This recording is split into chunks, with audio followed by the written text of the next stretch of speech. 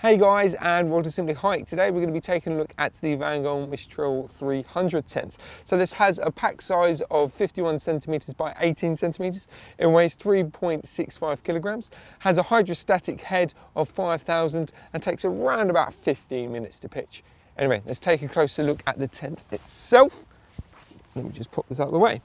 So the first thing you'll notice with the tent, it does have a classic dome-shaped design, which means all the height head is pretty much in the central part of the tent. You do have 4 vents along the front there as well, so that's going to enable nice cool air to come through.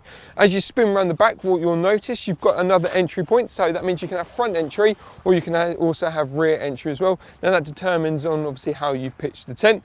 The tent itself is covered in the hexagon ripstop material from Vango, so it's going to be nice and strong, and as I say, if you've had to pitch it awkwardly as well, it's just going to really hold on to the tent.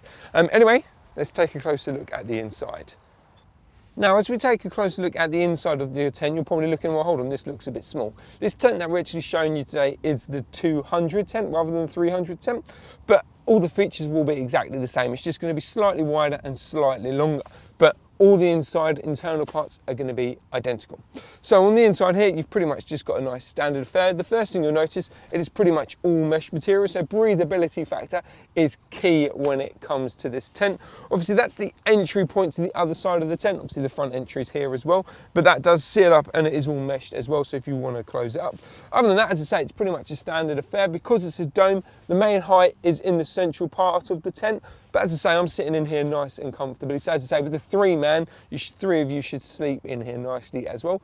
Last thing to talk about is kind of the outside storage. So this section here, obviously this is the 2-man. So the 3-man is slightly larger, but it's going to have exactly the same kind of layout. It's going to be great for pretty much all your wet gear, you know, stuff like that. So you can pop it in there and then just have all your sleeping area, you know, as a sleeping area. Great thing also is, obviously you've got the front entrance to use for storage, but then also you have the rear entrance as well. So you do have 2 sections of storage, which is great for wet gear or used gear, as well as cooking and food.